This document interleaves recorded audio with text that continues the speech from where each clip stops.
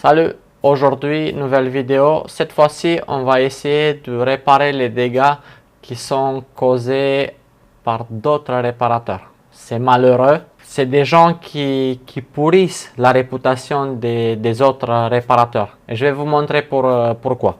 Donc déjà, je vais vous donner un peu l'histoire, qu'est-ce qui s'est passé. Une vieille dame nous appelle. Elle a un problème avec un MacBook Air. Jusque-là, rien de spécial. Elle n'habite pas à Montpellier, elle est à environ 40 km. Donc, elle se déplace, elle nous explique que son MacBook Air ne démarre pas, sans nous dire plus que ça. Elle arrive avec un MacBook Air M2, donc un A2681, sur lequel un autre réparateur a changé l'écran. Donc, il s'agit de cette MacBook Air.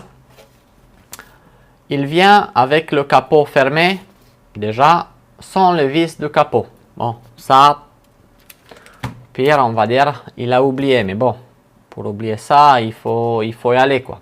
Donc. Mais ça, à la limite, ça gêne pas au fonctionnement. On va dire, bon, ok, on a oublié 4 vis. C'est bon, tant pis, il y a des clips sur cela, ça tient très bien sans les vis. Et pour enlever le capot, il faut y aller. Mais la grosse surprise, vous allez voir, la grosse surprise, c'est à ce niveau-là,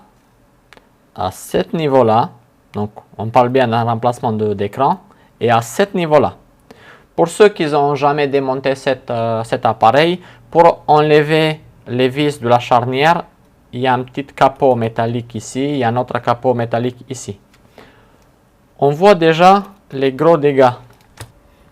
Vous voyez un peu? J'imagine qu'il n'avait pas les bons outils. Donc il a enlevé, il a foiré la tête de vis et ensuite il est allé au Dremel. Et pour après mettre une petite vis cruciforme. Ça d'un côté, vis cruciforme, vis cruciforme, vis cruciforme, vis cruciforme. Donc tout ça, c'est pas d'origine, ça vient pas d'ici. Un vis, on va dire celui d'origine, foiré. C'est là. Oh, hop. Je sais pas si vous voyez, il est même pas vissé jusqu'au bout. Vis cruciforme. Plaque qui couvre les antennes qui manquent, ok. Mais pour faire encore pire, lors du passage au Dremel ici, son Dremel, je crois qu'il a touché là. Je vais vous montrer sur le microscope. Vis cruciforme, des traces de Dremel et bien sûr des traces de Dremel. Donc il a abîmé le MagSafe. Alors qu'est-ce qui se passe? Quand la dame nous l'a ramené, il ne démarrait pas. Bon, après, je me suis dit, je ne pouvais pas toucher tout de suite. Je viens de l'ouvrir, il ne voulait pas démarrer. J'ai essayé avec le MagSafe de la cliente.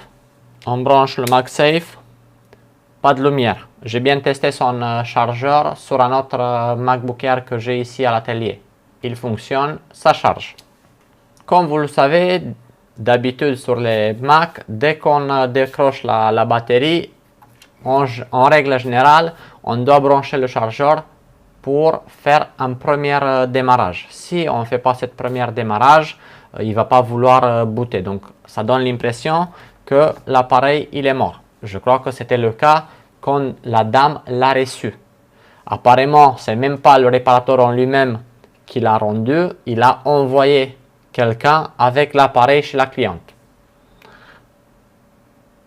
Les gars, on fait pas des choses comme ça. On s'assure, comme moi comme réparateur, j'ai pas toujours eu une boutique. J'ai travaillé chez les gens. J'ai pris des rendez-vous, j'ai récupéré des ordinateurs, je les ramenais à la maison, j'ai fait la réparation et j'ai retourné chez le client pour lui rendre l'appareil. Mais à chaque fois, je me suis assuré que l'appareil démarre, qu'il fonctionne et que je n'ai pas fait d'autres pannes en plus de celles que je devais réparer. J'ai travaillé chez les gens, chez eux, pour les réparations que je pouvais faire sur place. J'ai fait une bêtise, je l'assume. Je casse quelque chose, je l'assume. Mais là, c'est un travail de cochon. Honnêtement, je ne sais pas qui c'est cet réparateur. Je n'ai même pas envie de savoir. Au moins, il n'est pas sur Montpellier. Donc, je ne crois pas que je le connais. J'ose même pas demander la dame quelle entreprise ou quel réparateur lui a fait ça. J'ai pas de parole. Franchement, je n'ai pas de parole pour expliquer la colère que moi j'ai. Et en plus, le gars, il m'a rien fait. Mais quand je vois des choses comme ça, mais ça m'énerve comme pas possible. Honnêtement. C'est un appareil qui vaut 1500 €. Ok, tu as remplacé l'écran. Tu essaies de faire. Achète des outils. Apprendre comment il faut démonter un appareil. C'est simple. On ne touche pas quelque chose, un appareil pour lequel on n'a pas les outils qui vont bien. Ok, je veux bien pour un cruciforme plus petit, plus grand, on se débrouille. Chez Apple, il n'y a pas d'excuse. Il faut les tournevis qui vont bien. On remet les vis qui vont bien. On fait gaffe où ils sont les vis positionnées. Pourquoi? Parce qu'il y en a des grosses, des petites, des encore plus grosses. Si on mélange l'emplacement, on fait plus de dégâts. Là, dans ce cas-là, de ce que je vois, il n'y a que le MagSafe qui est endommagé. Parce que j'ai testé, donc pour revenir au début, quand j'ai branché en USB-C, il a démarré de suite. Là, actuellement, je ne peux plus reproduire l'arrêt. Je débranche la batterie, je l'ai rebranché. À tous les coups, il redémarre. Donc, et on a une image sur l'écran. Donc, l'écran qu'il a remplacé, il a l'air de fonctionner. Je ne sais pas, tu rends un appareil à une cliente, tu le rends fonctionnel. Et il lui dit à la cliente, remettez-le en charge. Et après, parce que la batterie est déchargée. Mec, si le MagSafe ne charge pas, ne fonctionne plus, tu l'as cassé au démontage, comment tu veux qu'il charge son appareil? Tu vois que tu as ripé un peu. Tu fais quoi? Bah, tu commandes la pièce. Combien ça coûte un MagSafe? 10 €, 5 €, 10 €. Pour 10 €, il se prend la tête avec la cliente. La cliente, elle est obligée de passer par un autre réparateur. Elle vient de 40 km nous voir pour lui faire un diagnostic, pour voir qu'est-ce qui ne va pas. C'est où le professionnalisme dans tout ça? Ah, je vais débrancher la batterie. Je vais enlever l'ancien MagSafe. Je vais mettre un autre que j'ai sur un de mes châssis. Et je vais montrer un autre châssis. Là, ici, j'ai un châssis à moi pour test. Et comme ça, vous allez voir qu'est-ce que ça donne d'origine. Au niveau de la charnière, voici ce qu'il doit y avoir. Au niveau de connexion écran, c'est ça qu'il doit y avoir. Donc les 4 vis spéciales de chez Apple, bien sûr. Et après, il y a d'autres choses. Hop. Et de ce côté, pareil, un autre pentalobe. Et bien sûr, le MagSafe qui va bien. Il n'a pas enlevé ou il n'a pas changé parce qu'il a eu peur qu'il faut enlever la carte mère pour le remplacer. Mais regarde, chez Apple, ils ont tout bien fait. Tu enlèves cette petite machin là. Et tu enlèves. Et regarde comme il est beau. Et on l'a sorti. Et comme moi, de mon côté, j'ai un autre. Je vais le positionner là. Hop, il est bon. On remettra ça.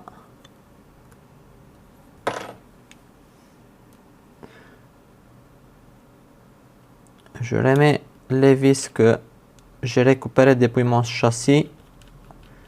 Comme ça, celles-là, ils ne sont pas abîmées.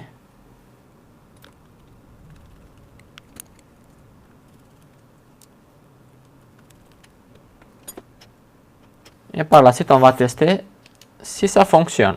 Donc là, vous voyez, j'avais débranché la batterie pour quelques minutes et il ne veut plus démarrer. Donc forcément, si le chargeur MagSafe ne fonctionne pas, il ne va pas démarrer.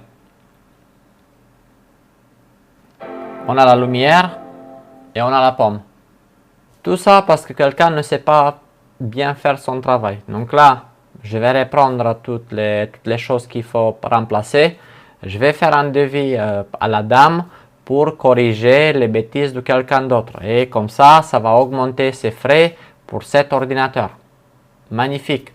Pourquoi faire bien du premier coup quand on peut faire de la merde et par la suite il y a d'autres qui vont corriger et le client peut payer encore plus cher. Pour ceux qui chipotent sur le prix, allez-y chez les gens qui font moins cher. C'est sûr qu'ils font moins cher. Il y a certains qui font moins cher, ils le font bien. Mais ce n'est pas toujours le cas. Quand vous avez des machines qui vaut encore quelques centaines, voire milliers d'euros, allez-y chez quelqu'un qui connaît son boulot, qui fait ça et qui fait que ça. C'est pas que le matin il est éboueur et l'après-midi il est réparateur. C'est pas parce qu'il est, je sais pas moi, ingénieur de jour et réparateur de nuit. Regardez un peu les avis chez les gens. Regardez un peu la réputation. Ne soyez pas forcément les plus pressés. Ne mettez pas tout le temps le prix en avant. Le prix ne veut rien dire des fois. Mais des fois veut tout dire. C'est tout pour cette vidéo. À la prochaine.